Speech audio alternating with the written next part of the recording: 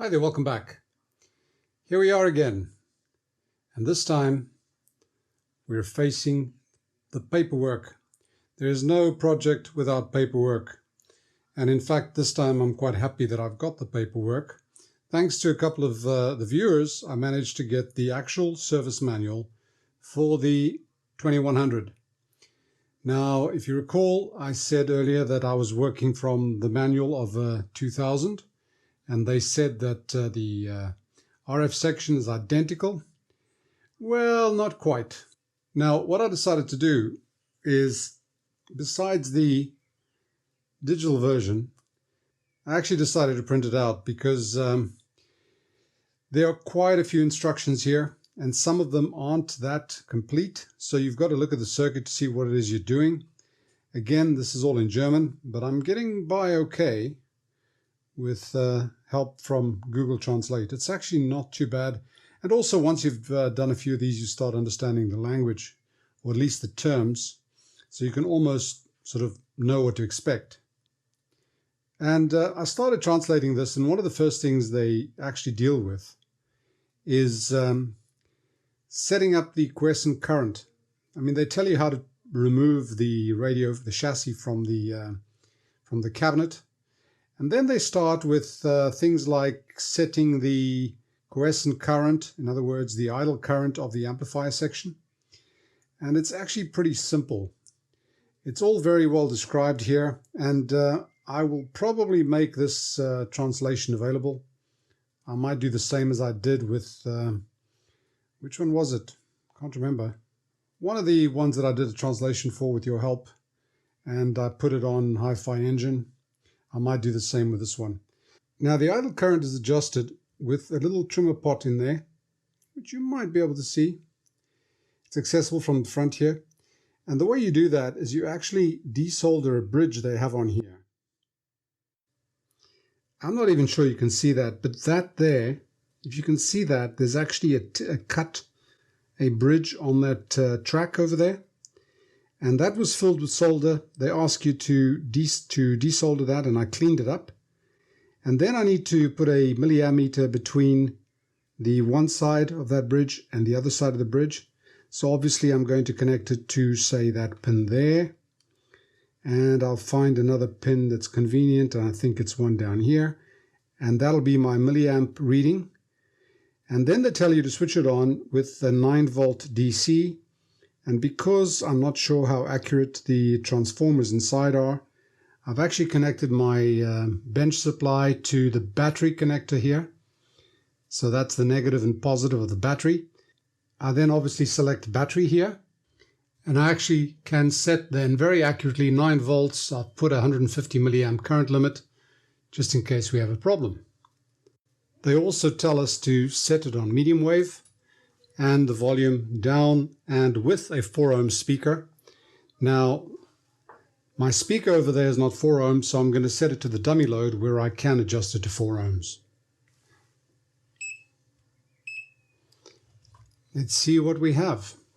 I'm going to activate that channel of the power supply. There we go. 4.7 milliamps. I'll leave it for a little while because it will settle after a while. And then I'm going to adjust it slightly. Now, what they tell you to set it to is to 6 milliamps plus or minus 1 milliamp. That means between 5 and 7 milliamps. However, on the schematic itself, it says 5 plus minus 1. In other words, 4 to 6. So what I'm going to do is I'm going to set it to 5.5. So whichever one is more correct, I'll be fine.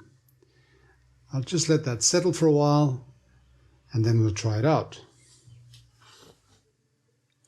Okay, let's try and adjust this now. Turning it very slightly, and I'm going to set it as close to 5.5 as I deem reasonable. Still coming down, so I'll leave it for a little while.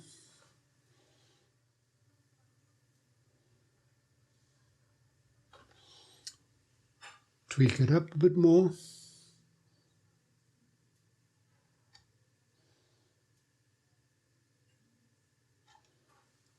and leave it for a while. Well, after a little bit more tweaking, I think that's about it. Every time I put it up a little bit, it comes down a bit, up a little bit, comes down a bit, but it's actually seems to be sort of settling down. I could try a little bit more.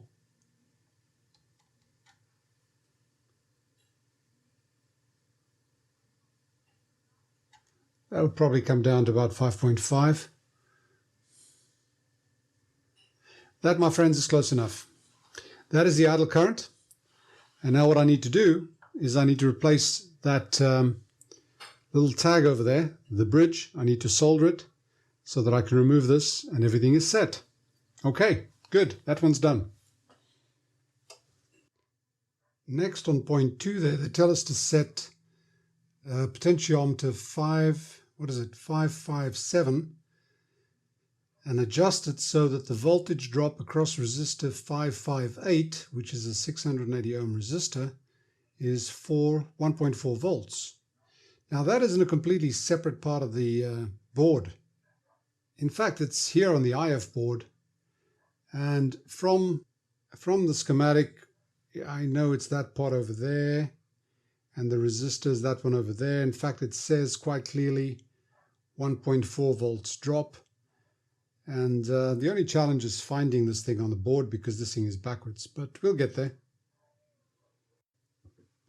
So this thing is on again under the same conditions, medium wave pressed, volume down, the speaker's connected. Don't know if it has any effect, but I'm going to go in there with a screwdriver which has got some heat shrink over the front so I don't short anything. And I've got 1.34. I'm going to try and get that as close to 1.4 as I can. It's a little bit tricky.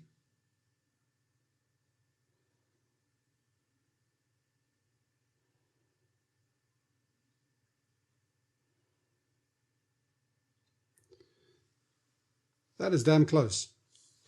1.401, 1.402. Right, that one's done. Now, as I said, I'm not even sure what that circuit, what that voltage is supposed to do, but it's got to do with biasing some of the IF transistors.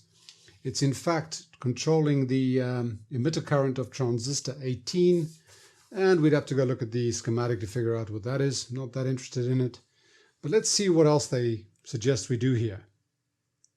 It then tells us to set the voltage, the battery voltage, to 7.2 volts and adjust potentiometer 640 till we get, what is that? Till we get the reading on the battery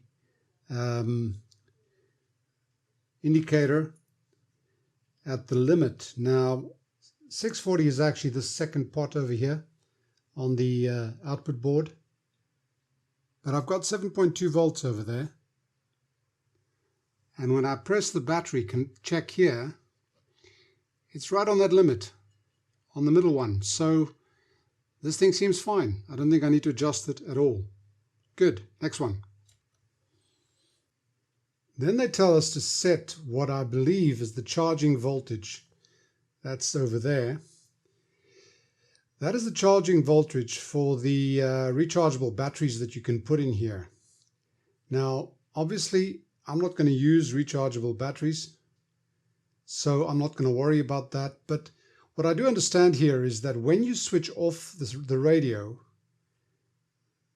keeps charging the batteries if you have rechargeable batteries on there. So that explains why when I switch off the set, and obviously this is only when it's on mains, but if you remember, I said that when I switched off at the top here, in other words, when I switched it off here, I still had about 10 milliamps coming from my mains. And I thought that was kind of weird because that meant the switch wasn't switching everything off. But I now understand what's going on. This has actually got a battery charger circuit. And that 10 milliamps is because of the drain from that circuit. So I plan to use this thing with mains. I'm not sure I wanted draining 10 milliamps of mains all the time. So I might just have to deactivate that, and I think it might just be a fuse. Here's the charger circuit. It actually has three options. You've got mains, you've got external DC source, and you've got the battery, and the battery can be rechargeable. So one way to do away with that current drain is probably forget about it. I really don't want to deactivate this whole thing. We shall see. It's a bit odd because the power switch, no, that's not the switch, that's actually the selector, the AC mains selector. So that's not the power switch. This thing has always got power to the transformer as long as you connect it to mains, and that's why it's drawing that minuscule amount of current. It's 10 milliamps at 230 volts, so no big deal. I think I'll just forget about it. I was thinking of possibly disabling the charger circuit, but I really don't want to get in there and Frankenstein this thing. So that's going to stay as is, but I'm certainly not going to adjust it to 9.1 volts plus or minus, what is it, 50 millivolts? Yeah, they say set it to 9.1 volts plus or minus 50 millivolts, and you've got to set it into, feed into, put a 1K ohm and a 1000 microfarad capacitor in there. I presume that's 1000 microfarad in parallel with a 1 kilo ohm. That's sort of to simulate the draw of the batteries. And you set it to that voltage, and that's the charging voltage. And they do warn you that it's got to be fairly accurate, and they do tell you that you should let it sort of warm up for about 2 minutes. But that's not necessary for us. That's going to stay as is. Now we come to the horror part. There's the FM IF alignment. There's the, what is that, FM oscillator. RF and IF. The AM alignment. That's something I want to have a look at. Yeah, definitely want to look at that. I think I might set things up. I'm going to have a quick study of this because, as I said, I do want to get that dial accurate. But I need to just look at the schematic and see what it is I'm doing there. It's not that difficult. There is a 460 kilohertz IF that you set up with various filters. It tells you what filter you're adjusting. It tells you where to feed the signal in, and it tells you where to measure the signal from and what you adjust. Some of them are for maximum, some of them are for maximum and symmetry. Now you want to get that bell curve, but I want to study this a little bit further before I tackle that, because then there's still all this. That there is the 2 megahertz IF. Remember I mentioned that this has got a double conversion. First there's a 2 megahertz IF, and then there's a 460 kilohertz IF. That's why this thing's got such good selectivity and sensitivity. You don't get mirror frequencies, mirror or whatever they call it, imaging. And then we've got the AM oscillator and front end and antenna coils for the various bands. Long wave, medium wave, short wave 1, short wave 2, and then of course down here, all the others. So what I'm going to do is I'm going to study the first stage, which is the 460 IF. I need to, this is supposed to be, it says there, Wobbler-Ausganger. So this is supposed to be a wobulator. I don't have a wobulator, I have a scope. And with a wobulator, it implies doing some RF detection. Now, they kindly supply this thing over here. And what they're saying is that you use this to measure signal strength with an oscilloscope. And all it takes is 2 resistors, little capacitor, germanium diode, and that little capacitor is so small, 0.3 picofarads. I think you just wind a wire on a wire with insulated between them, and you get more than that. So I think you just basically probe near it, and you should be able to read that. But I'm going to just use that down here. and see what I get, because this is supposed to be measured. Testkopf to Losse and collector. So loosely coupled, or loose Testkopf. No, that's a test point close to the collector of T19. I'll have to look at that. All these coils, these things over here and there, are on that board over there. That's the IF board. And they're all there. They're pretty easily identifiable. They're not as easily tunable. I think some of them, you know, to get the screwdriver in there or the adjustment point in there, I don't know, you probably have to fit it through here. Actually, there is a convenient slot on this plastic. That might be the reason for it. The others are actually fairly accessible. They're on the outside. Most of them are waxed, or some of them are waxed. So I'm not sure how much we need to do. But yeah, that's going to be the next stage. I think I'm going to keep this one short for now. Do some studying. Come back to you with the AMIF alignment next time, very soon. Before I go, I do want to show you something. If you recall, I did a test with a 7 megahertz signal to see where it was on the dial over here. And I said I needed to wait till the tuning condenser sort of settled down. In other words, until I presume some of the liquid in there had evaporated. And what I've done is I've set it up again, and this is what we've got.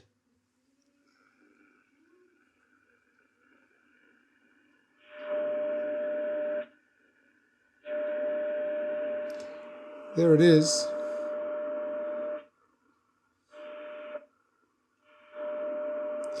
There's a bit of parallax here. It's actually slightly to the right. Let me show you.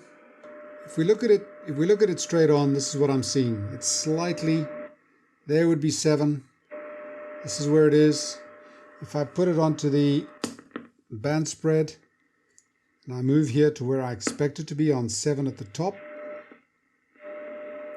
it's still at 7.25, 7.3. So it hasn't changed from yesterday. So I think that condenser has settled. And the only thing I've done today, really, or in this session, is to adjust the quiescent current for the output transistors. And I don't think we'll notice any difference there. The biasing on that resistor on the IF board, that was slightly changed. It was at 1.3, that went up to 1.4, which is where it's meant to be. The actual indicator for the battery level indicator seems to be spot on. It's indicating where it should when the battery is at 7.2, which is, I presume, is the limit they want. And other than that, it's just more stuff. I've actually done another series of cleaning of the switches, and I'd forgotten actually to clean these switches over here. That one there, that one there, and that one there. Okay, this one is actually one that's at the back. It's lever at the back, so that's been done as well. And yeah, show must go on. I've got quite a bit to do. And you'll never believe this, but I've been tempted to get another one of these. I'm trying to resist. But I'm enjoying this. I hope you are. And if you are, click like, share the video, subscribe to the channel, and all that jazz. And if you want to support the channel directly, you can do so on Patreon. Thanks for watching. Bye for now, and see you back soon. Stay safe.